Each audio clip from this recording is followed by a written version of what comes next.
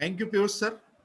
अब हम आज की इस एनुअल रिजल्ट सीरीज 2021 में अगली कंपनी का रिजल्ट अपडेट करेंगे और उसके लिए मैं फिर से हमारे डॉक्टर जैद सर जो प्रयागराज को बिलोंग करते हैं उन्हें आमंत्रित करूंगा। Welcome doctor Zaid sir. Thank you Prashant sir. Okay friends, अब हम जिस कंपनी को लेने जा रहे हैं वो है CAMS. CAMS means computer age management service. Right. CAMS CAMS 1988 में बनी थी। 1988 की बनी हुई कंपनी हमारी लास्ट ईयर ही ये लिस्ट हुई है। लास्ट ईयर सितंबर 2020 में ही लिस्ट हुई है। तो ये जो कैम्स कंपनी है ये किस सेक्टर में आती है? ये फ्रेंड्स आती है अदर फाइनेंशियल सर्विस सेक्टर में। Fine. Other financial service sector किसे कहते हैं? फ्रेंड्स, ये सेक्टर बहुत अलग सा सेक्टर है। ये बाकी सेक्टर की तरह नहीं है कि जिसके अंदर ढेर सारी कंपनीज एक ही तरह का काम करती हैं। अदर फाइनेंशियल सर्विस सेक्टर में हम उन कंपनीज को रखते हैं जिसे कि हम किसी और फाइनेंशियल सर्विस में नहीं रख सकते। जैसे हम जिसको किसी और में डिफाइन नहीं कर सकते उसको हम अदर फाइनेंशियल सर्विस में रख देते हैं। तो अगर हम इस सेक्टर को देखें तो इस सेक्टर में हमें अलग अलग तरह की कंपनीज मिलेंगी जिसका काम अलग अलग फील्ड पे है। Right friends. तो अगर हम मार्केट कैप के हिसाब से देखें तो टोटल लिस्टेड कंपनीज जो अदर फाइनेंशियल सर्विस में है वो 154 लिस्टेड कंपनीज हैं। अदर फाइनेंशियल सर्विस की जो लीडर है वो है पीईएल, पिरामल इंटरप्राइजेस लिमिटेड, जो मेजॉरिटी ऑफ मार्केट कैप का स्टेक ले जाता है। और अगर हम यहाँ पे देखें तो टॉप की जो ये 10 कंपनीज है ये मोर देन 60% का मार्केट कैप शेयर रखती है। Right friends.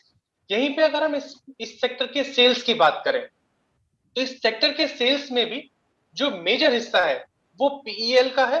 और टॉप की ये 9 और 10 कंपनीज जो है यही आपका मोर देन 60-70% सेल्स का भी स्टेक रखती है। और अगर हम यहीं पे बात करें इसके प्रॉफिट जनरेशन की तो प्रॉफिट जनरेशन पे भी पीईएल ही लीडर है। और इसमें भी जो मेजॉरिटी ऑफ स्टेक्स है वो टॉप की 10 कंपनीज ही रख रही है। तो फ्रेंड्स, इस सेक्टर की जो टॉप की 10 कंपनीज है हम इस पे अगर ध्यान दें तो हमें कुछ ना कुछ अच्छा मिलेगा। तो चलिए इसके नेट प्रॉफिट मार्जिन पे देखें। तो नेट प्रॉफिट मार्जिन में यहाँ पे कैम्स बाकियों से बेटर परफॉर्म कर रहा है जो कि 29% नेट प्रॉफिट मार्जिन रखता है। अब फ्रेंड्स यहाँ पे हम इसको बाकियों से कंपेयर उस तरह से नहीं कर सकते जिस तरह हम पहले करते थे। Right friends. तो चलिए हम सिर्फ कैम्स के बारे में पहले बात करते हैं क्योंकि ये अलग हटके कंपनी है। कैम्स 1988 में बनी थी और ये लास्ट ईयर 2020 में लिस्ट हुई है। और ये एक बहुत हॉट शॉट कंपनी थी, लोगों से बहुत उम्मीदें थी। तो उस तरह से हम देखें तो कैंप्स में आके ऐसी उम्मीदें थी क्यों? सबसे पहली बात, ये किस सेक्टर में काम कर रही है? ये म्यूचुअल फंड सर्विस को प्रोवाइड म्यूचुअल फंड्स को सर्विस प्रोवाइड करती है। हम जो भी म्यूचुअल फंड लेते हैं वो जो म्यूचुअल फंड कंपनीज है ये उनको सर्विस प्रोवाइड करती है, सर्विस एग्रीगेटर के रूप में, business enabler, knowledge partner, customer care and investor service, distributor service देती है उनको, ट्रांसफर एजेंसी सर्विसेज उनको देती है। कैम्स के पास खुद का एक प्रोप्राइटरी टेक प्लेटफॉर्म है और मोबाइल एप्लीकेशन है। ये वहां से भी सपोर्ट करती है। जैसे कि आपने सुना होगा mutual fund CRM, डिजिसेफ, camp smart, camp सर्व, माई कैम्प्स, ये सब डिफरेंट टाइप्स ऑफ एप्लीकेशंस आपने देखी होंगी। ये भी कैम्प्स की है। साथ में ये कुछ अलग हटके सर्विसेज भी देती है जैसे alternative investment fund services, electronic payment collection services, insurance services, KYC registration agency के रूप में सर्विस देती है, अपना सॉफ्टवेयर सॉल्यूशन देती है, म्यूचुअल फंड एग्रीगेटर के रूप में काम करती है और एनपीएस पे भी काम करती है। तो फ्रेंड्स, ये जो इसकी डिफरेंट टाइप्स ऑफ सर्विसेज है इसका इफेक्ट इसके हॉटशॉट होने पे आता है। तो अगर हम देखें जो इसका मेजोरिटी ऑफ रेवेन्यू है वो म्यूचुअल फंड से आता है। और जो म्यूचुअल फंड इंडस्ट्री की हम बात करें तो इंडियन म्यूचुअल फंड इंडस्ट्री तकरीबन 28 लाख करोड़ की है। उस 28 लाख करोड़ में से जो कैंप से सर्विस लेती है वो तकरीबन 20 लाख करोड़ का जो एएयूएम है वो कैंप से सर्विस लेता है। राइट। तो इसका मतलब ये है कि जो म्यूचुअल फंड इंडस्ट्री का एएयूएम है उसका 70% तो कैंप से सर्विस लेता है। इसका मतलब क्या हुआ फ्रेंड्स कि जितनी भी बड़ी बड़ी म्यूचुअल फंड की एएमसीज है वो भी कैंप्स का सपोर्ट लेती हैं। जैसे कि आप एचडीएफसी का कर सकते हैं, एसबीआई कर सकते हैं, जितने बड़े बड़े नाम है ये सब कैंप से सर्विस लेते हैं। तो कैंप्स का 90% रेवेन्यू म्यूचुअल फंड से आता है। अगर हम इसके यूनिक इन्वेस्टर सर्विस की बात, मींस कि एक पर्सन जितना यूनिक, मतलब जो एक पर्सन है, जो एक पैन नंबर है, वो कितना सर्विस किया लास्ट ईयर कैंप्स में, वो तकरीबन 1.6 करोड़ यूनिक इन्वेस्टर्स को सर्व किया है, जो कि लास्ट ईयर से, पिछले साल से 4.8% ज्यादा है। फ्रेंड्स, हमारी इंडिया की पॉपुलेशन 130 करोड़ की पॉपुलेशन है। उस 130 करोड़ में से सिर्फ 1.6 करोड़ को ही कैंप्स ने अभी तक सर्व किया है। इसका मतलब अभी कैंप्स के पास में, कैंप्स जैसी कंपनीज के पास, इस पूरे सेक्टर के पास में बहुत अच्छा मौका है अपने अपने कस्टमर के वॉल्यूम को बढ़ाने के लिए, क्योंकि ये भी एक इमर्जिंग इंडस्ट्री है। अभी हम इसमें देखेंगे, ये बड़ी होती हुई देखेंगे अपने कस्टमर्स नंबर बढ़ाते हुए। साथ ही साथ ये अपना ऑर्गेनिक ग्रोथ भी करेगी, ये अपने सर्विस की जो प्राइसिंग उससे रेवेन्यू जो जनरेट कर रही है उससे भी इंप्रूव करेगी। मींस ये इमर्जिंग है और ग्रोइंग इंडस्ट्री से ग्रोइंग कंपनी है। राइट फ्रेंड्स, तो इस कंपनी में अगर हम देखें कि इस कंपनी का शेयर होल्डिंग पैटर्न कैसा है, तो हमारे पास लास्ट ईयर लिस्ट हुई थी, तो मेजॉरिटी ऑफ स्टेक प्रमोटर्स के बाद में अगर हम देखें सितंबर 2020 में एफआईआई के पास सिर्फ 9% स्टेक था, जो कि अभी मार्च 21 means it is not more than a year, एक साल से भी पहले एफआईआई ने अपना स्टेक 9% से बढ़ा के 24% कर लिया है। ये उस कंपनी के बारे में एक बहुत पॉजिटिव चीज है कि फॉरेन इन्वेस्टर्स को इस तरह की कंपनी में फ्यूचर दिखता है, इसीलिए वो इसमें अपना स्टेक बढ़ा रहे हैं। और हम आगे भी देखेंगे, अगर कंपनी अच्छे से परफॉर्म करती रही तो ये आगे भी और बढ़ता हुआ ही देखेंगे।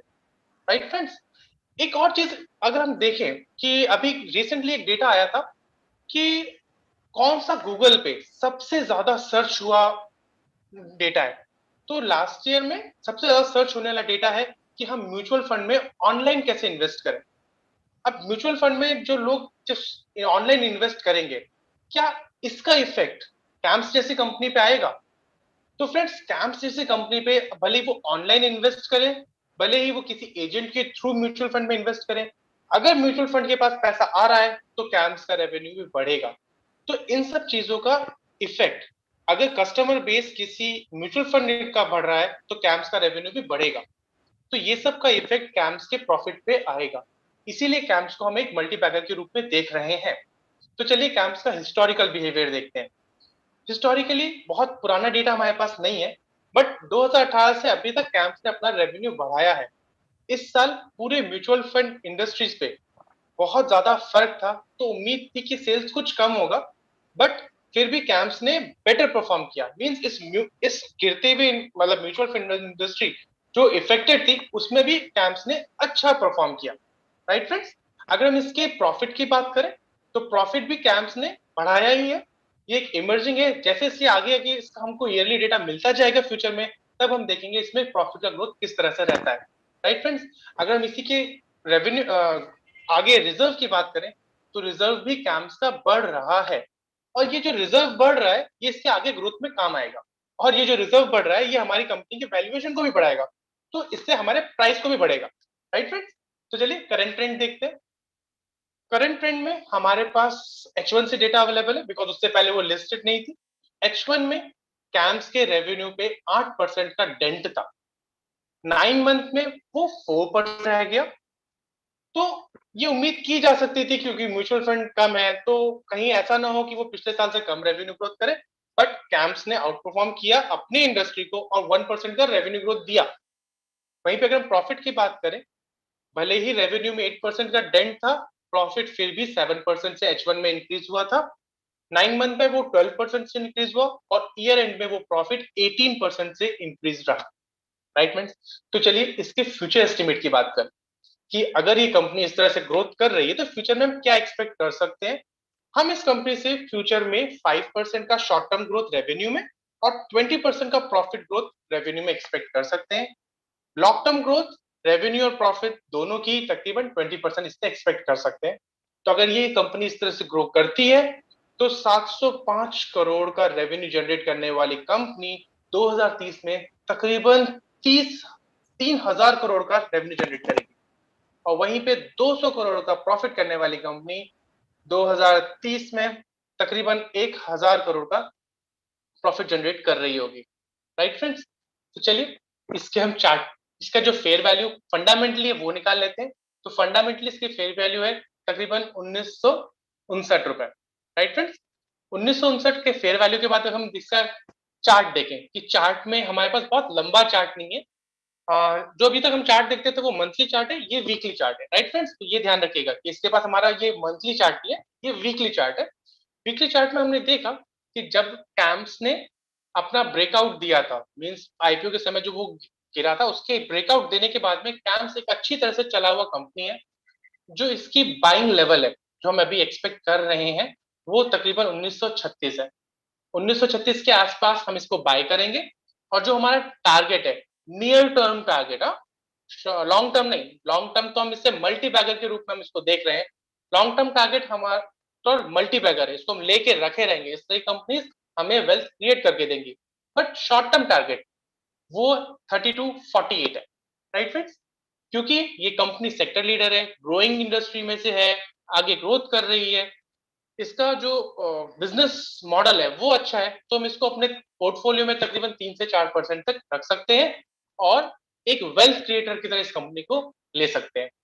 Thank you sir. Over to you Prashant ji. Thank you, Dr. Zaid sir, for presenting an excellent wealth creator company for our viewers.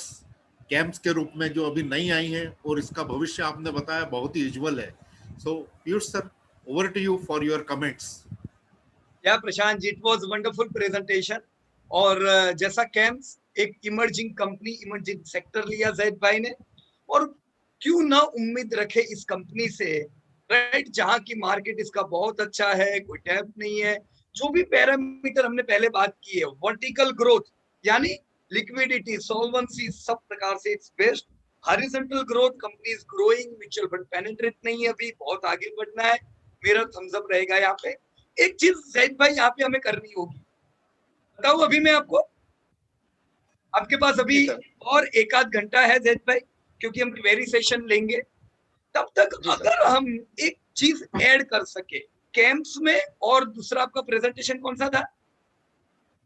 लालपत lab, doctor लालपत lab. मेरे को 2030 का ईपीएस जानना है, ओके सर। कि 2030 में आपकी ये दोनों कंपनियों का ईपीएस कितना होगा, तो मैं मेरी फेयर वैल्यू उस समय कितनी उम्मीद रखूं, बराबर ना? देखो ये विचार क्यों आया, क्योंकि जब डॉक्टर लालपत लैब हमने प्रेजेंट किया तो हमें उम्मीद है मल्टी ईयर रैली तो करने ही वाला है, पर फिर भी एक मोटा मोटा मैं ध्यान तो रखूं कि भाव में क्या इफेक्ट आएगा, राइट? तो fair value connected with the price, right? हम क्वेरी सेशन में कवर करेंगे जैद भाई, बराबर ना? Okay sir. या बाकी योर प्रेजेंटेशन वाज वंडरफुल, और दोनों कंपनियां बढ़िया। देखो तीनों जो हमने बात की है, तीनों अपने अपने हिसाब से मार्केट लीडर है, all are good companies, and you have